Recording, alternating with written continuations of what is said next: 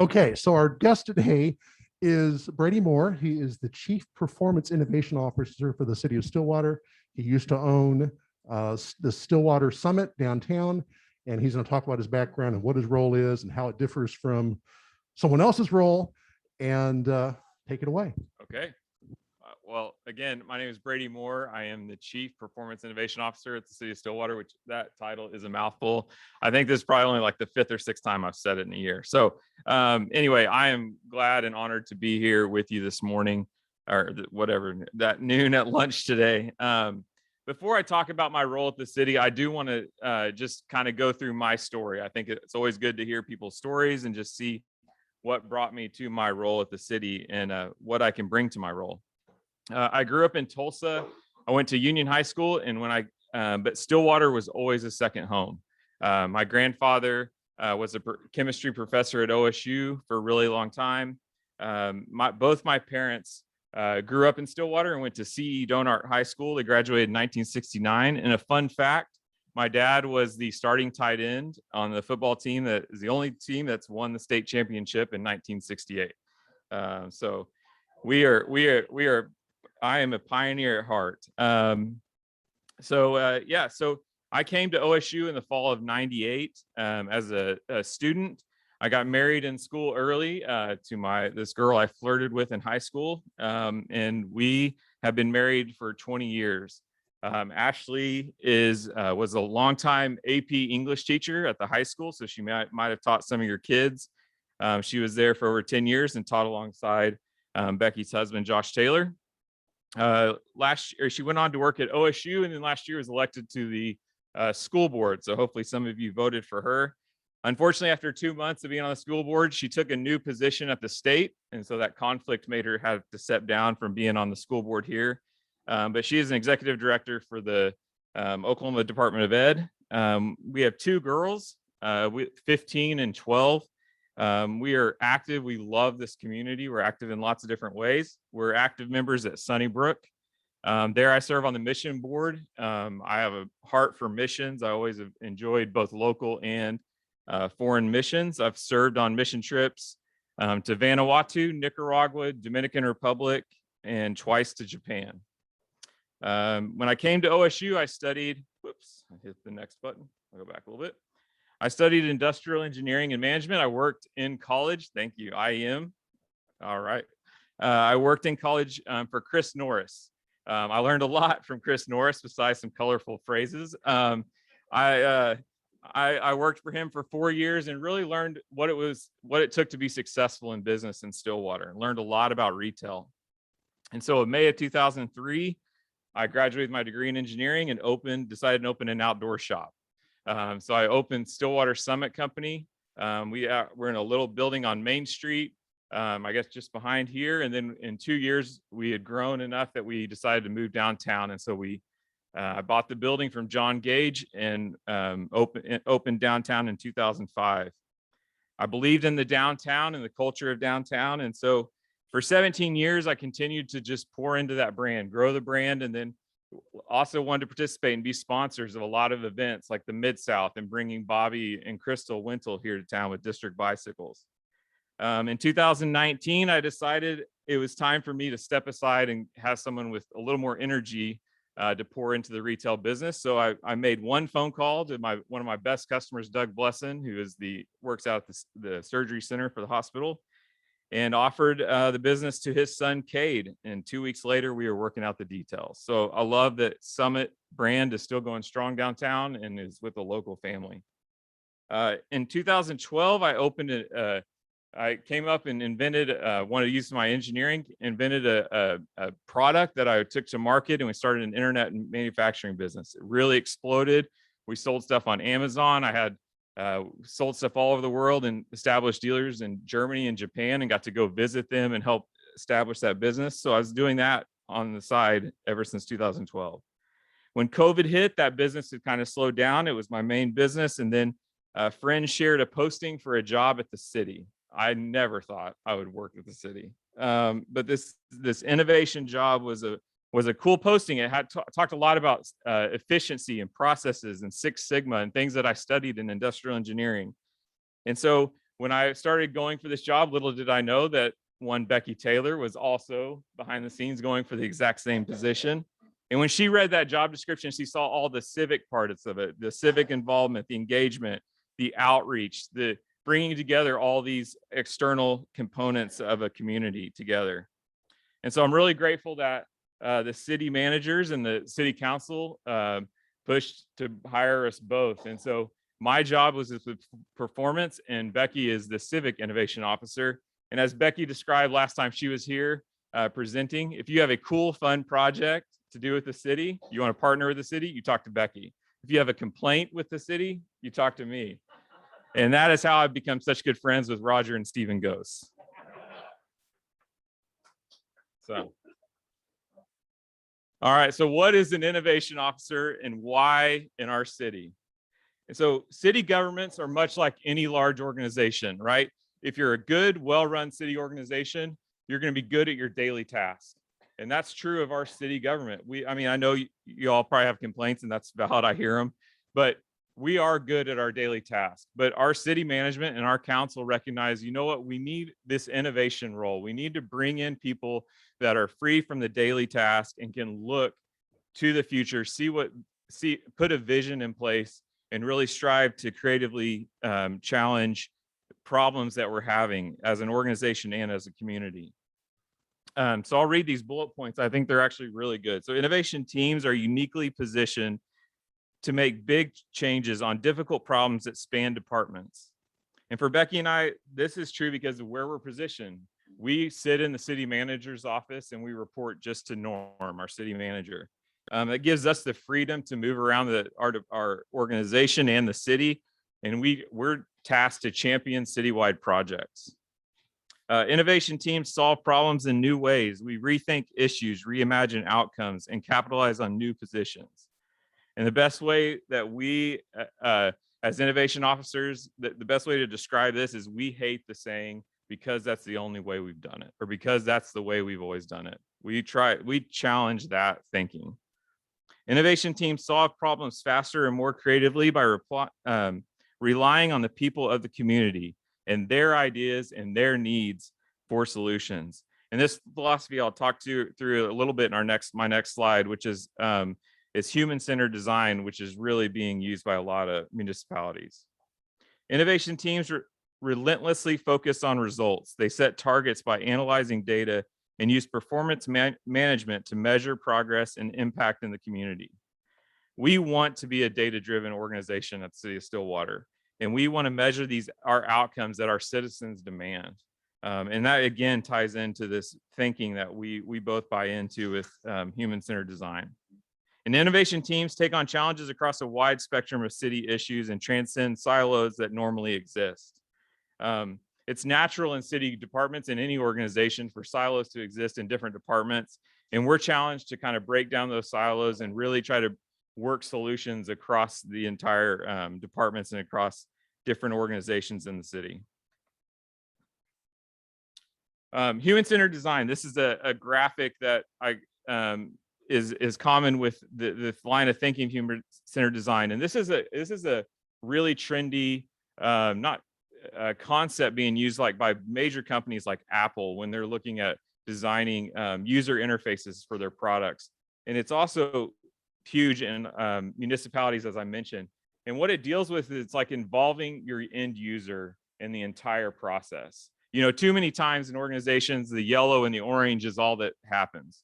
It's like the management team sits, they define what they think is wrong, they make the idea, and they prototype it and implement it. And human-centered design looks at the end user, like I said. And so for us as municipality, it's the citizens. It's like going to the citizens and making sure we're listening to their needs, what you all want as a community. And through that process, defining what needs to happen and working with the citizens the entire time. Hey, what do you think about this? How can we implement this better? What about this solution? And that's that idea in that prototyping phase. And then at the end, as I talk about in a second with our strategic plan, it's truly like looking at the outcomes that citizens want, that customers want, that our engineers like Stephen are looking for the city to do better. And it's saying, okay, then we need to readjust and make sure our outcomes are hitting what the citizens and those in the community are wanting. And I will share real quick. I thought it was cool. I reached out to an innovation officer in the city of Tulsa, and their team used to do Six Sigma training for all their employees, and they've started doing human-centered design training. And it was big during 2020 during the race riots and the racial heightened racial issues that were going on in Tulsa. And they used it in two ways. The police department brought in their innovation team to work with their staff, their police officers, and just among their own department were having issues with some of the different races of their police officers. And it really helped to like empathize and listen to what they were needing. And then in the community, in some of the troubled areas of Tulsa, they went into the community and talked to the citizens as, what are you looking for policing? And they were shocked that when they really sat down and studied and listened to the community, they were wanting different things policed. And it really helped build back those relationships. And so human-centered design is having big successes in municipalities. So tomorrow is actually my 1-year anniversary at the city. In the first week I was at the city, we had the October ice storm, if you can remember. So it was my first Tuesday, and the power goes out in the first hour, and we are down in the emergency operating center with Rob and the other city managers and trying to just figure out how we're going to adjust. And it was a crazy storm, and so I learned a lot in that experience. One of the first projects they gave me the second week was looking at our engineering group and reorganizing our engineering department. And really what we had was something that needed to be more efficient, and our processes needed to be redefined, and roles needed to be assigned where engineers were doing engineering things and project managers were doing project manager things. And I'll tell you, and it was a good example, I was just sitting at the table talking about this, but also in city government, we've learned that things can change. You can make incredible plans and start to implement them, and things can change. And just this morning, our chief engineer came into my office and said, man, we've had 2 people resign this week. We're gonna have to rethink some things. And so through my friendship with Stephen and hearing things that his ideas for the way that we should structure things too, is all ways that we're moving forward and making changes. Stephen, you can look up and smile. Becky and I were also tasked, one of our first projects was strategic planning and building a strategic plan. And that was something that Becky and I took a lot of ownership early on. And the KPIs is that key performance indicators. And that was set by our citizens. We had a citizen group come together before COVID and started laying out what things they want to see from a city government, like what things are important. Like we want to see our parks well maintained. We want to see that our pavement is well maintained, or we have a good pavement plan in process.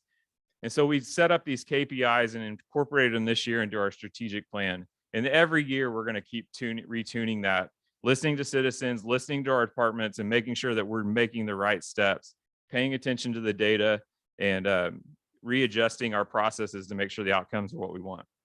One of my other big projects was about 6 months ago.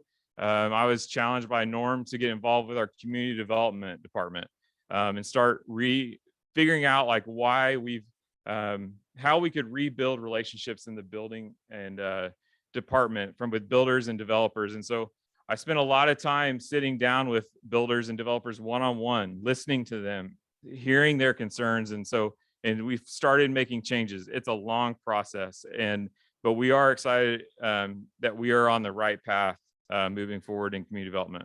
That's also led to projects I've been involved with economic development. As I'll talk to you in the next slide, there's a lot of really good news on the horizon, and there's a lot of good things happening. And so I've been excited to be involved in some of those economic development projects. All right, rails to trails. This is something I'm excited to talk about. We haven't really talked about it much in a public setting, so why not right now when we're being recorded?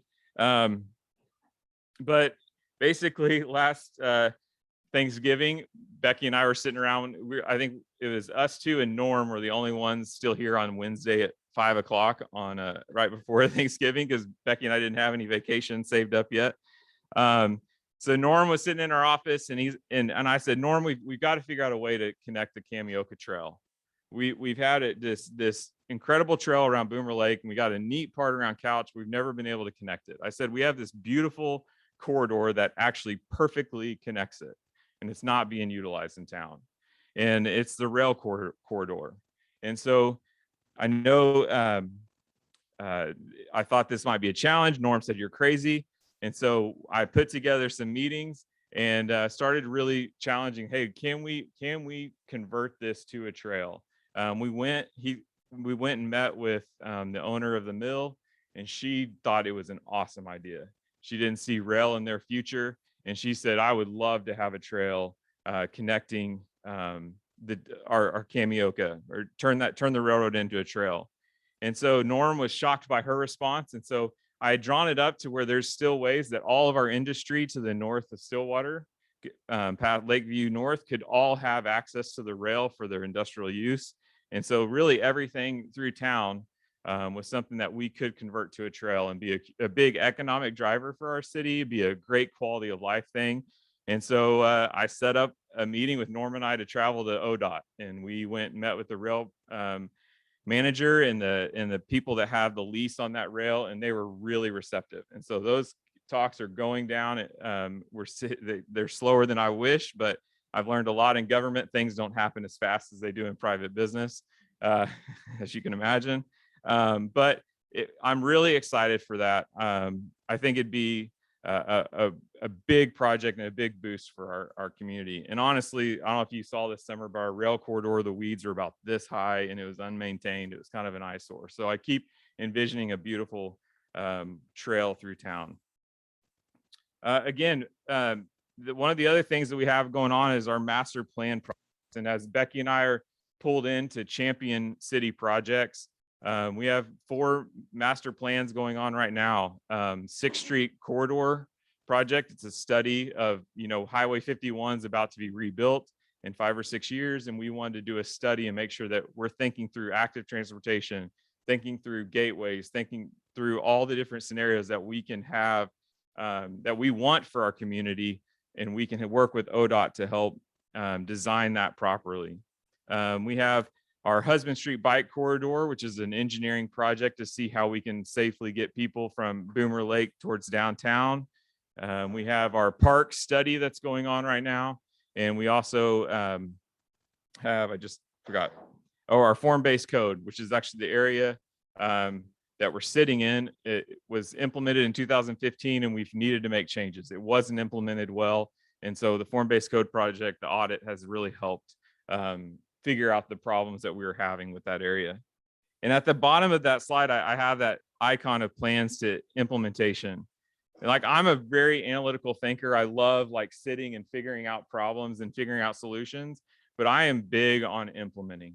These plans, we can have them, but if they just sit on shelves and get dusty, that does us no good. We have to figure out ways to implement things in this town. We got to take small steps forward, whether it's carving out pieces of our budget to make sure that we're moving forward and taking small steps to implement these plans that we have. And so I feel like that's part of our role. Moving forward, I'm a little bit of a sunshine pumper at times. I can be pretty optimistic on things, but I really do feel like our future is bright in Stillwater.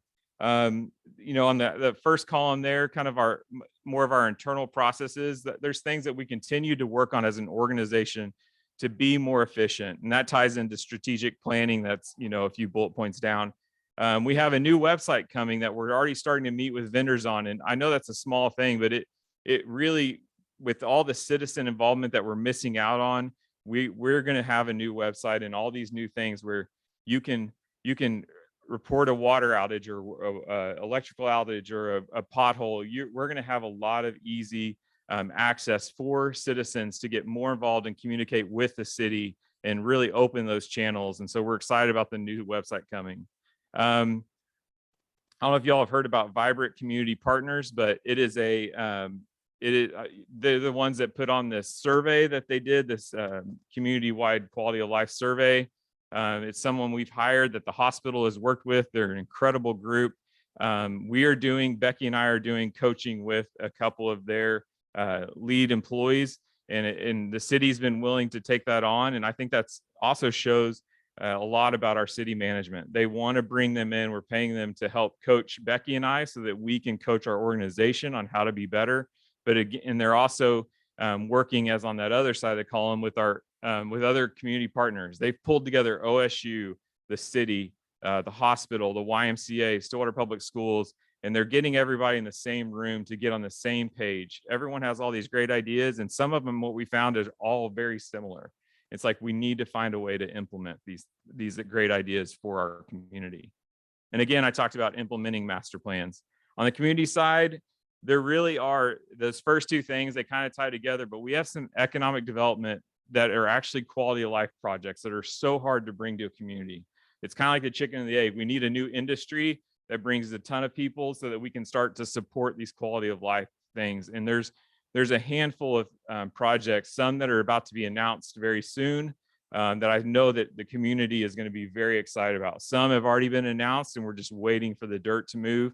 But these things are going to bring people into town, and it's going to be something that really is going to elevate the quality of life here in Stillwater. So I'm excited about these. Trying to wrap up quickly. So I guess the other thing, I got to do the plug because we're here again, but the bond and time projects, Becky's been leading our bond initiative and this time projects addressing needs that we have. Fire station number 2, animal welfare, and additional funding for roads and transportation. We hear all the time that we need better roads, and we agree. And so we just need some additional funding. So the bond and time projects is a big thing that we're about to take to council, and council will tell us when they want to put it on the ballot. So that's something that Becky's been leading. And so if you have any questions about that, definitely reach out to us. And I'll end with this. About a month ago, the mayor did his State of the City address at a chamber luncheon, and he used this idea that that we've been on offense. And it's true. When we read these articles about communities, other communities throughout the country, through COVID and through a pandemic, they've been on defense. They've just been trying to, like, how do we get out from under this? Whether it's the high energy bills when they came through with the winter storm, or if it's just the different challenges that came up through COVID, losing sales tax income. And what's great about Stillwater, and the mayor pointed this out, is that we've been on offense. We've come out of this financially well because of our fiscal responsibility. We were able to pay for half of the citizens' electric bill increase because of that winter storm. And we have money that we're investing in these economic projects. And so I really applaud our leadership, both the council and Norm and Melissa, our city managers, because they have been investing in a lot of exciting meetings, and news is breaking soon. And I think I think it really is a good time to be in Stillwater. So that is my sunshine pumping. That is what I do as an innovation officer, and that's about me. So thanks for having me here, and please let me know if you have any questions.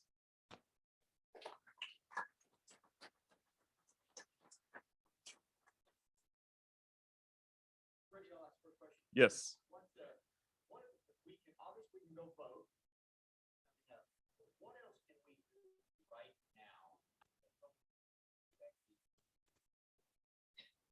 I think that's a great question. The question was, let's repeat the question, is, what can we do to help Becky and I do our job? I think just come to us. Like, we are listening. And I know, as owning a business for 17 years downtown, I felt like I had problems with the dumpsters. I had problems with the way the city did dumpsters, and the routine that they came through, and the way they left the dumpsters. And I felt so disconnected from the city, and it was for no fault of the city. I just felt disconnected. I felt like I'm gonna have to call 8 people to get to the right person that can actually get to that. And it's so not true. Like, it really is easy. Like, you call, we were going to put you in touch with Chris Knight, our director, or Dana Maddox, who's our director of billing. We will put you in touch with, and try to work solutions. But I don't, to answer your question, I'd say, come to us. And I keep pointing out Steven because I've enjoyed my relationship with him and Roger, but they come to us with criticisms. They come to us with things that we need to do better, and we listen. And sometimes it's just Roger being Roger. And sometimes Roger, a lot of times, has really solid advice that we can do and make changes. And so right now, a lot of things are in the works. As I said, a lot of projects are about to be announced, but I think it's a good time. If you have ideas, let's explore them. Becky, do you want to add to that? Okay. What other questions? Yes. I really like the idea of the strategic planning that the city is doing, the master plans coming up with. At the same time, it seems that over the past few years, there are one-off decisions being continually made about Stillwater that are presenting an image of Stillwater which almost conflict with the strategic plan and master plan. For example, whether we like it or not, it seems to me that Stillwater is now presenting an image to the outside of a CBD community and a fast food, particularly chicken. Yeah. Yeah. That's not an image Yeah. that I think any of us want to present. And that image has been created by a series of one-off decisions, not a strategic. I hope it's not a strategic. Well, yeah, no. Yeah, we know. I agree. So I think that the thing I've learned, and then I'm not trying to like push this on someone else, but we are held by our own ordinances, but we're also held above like state ordinances. And the state has, I hope this is getting broadcast and I'm gonna lose my job because I'm talking bad about the state, but there are state statutes that we have to follow. Like, and I hope I'm not over speaking, but the marijuana stuff is a concern. But we can't turn down legally their licenses or where that's all held by the state. So yeah, and it is. My great friends with Steve Carpenter, who owns the building right there, and he's frustrated by it as well. So I hear you, and I know it's a difficult time, but I don't think those are city decisions. I think they're more state. I have a question from Zoom about pickleball courts in Stillwater. I love pickleball. Yeah. No, we need them, and trust me, Norm knows my opinion on it. I love pickleball. I play with Brad. I play with Steve. Play with a lot of people in town, and we are looking at solutions for that. So we have heard it loud and clear. I don't know if you saw it's actually on our bond presentation that Becky's going to be doing Monday night to council. But we went to Oak Creek Community to talk to them about our bond projects, and it was all pickleball, which was awesome. I was like for them. Yep, I am flying that flag. Yes, sir, Mr. Chaligan.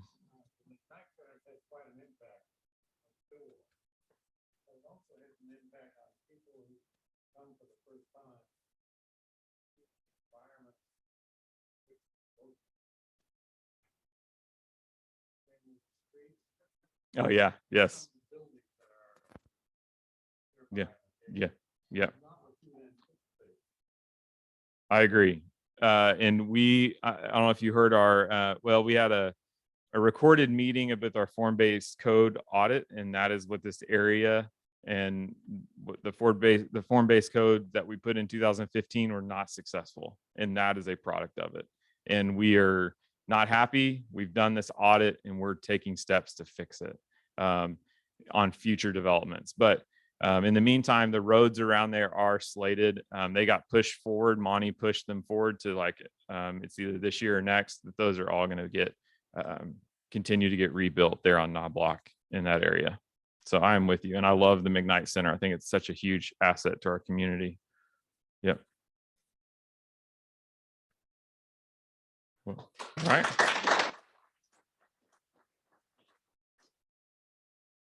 So I will give a shameless plug, because if you do want to get involved, a lot of these neat projects have citizen action committees that you can serve on that typically suffer from STP, which is same 10 people.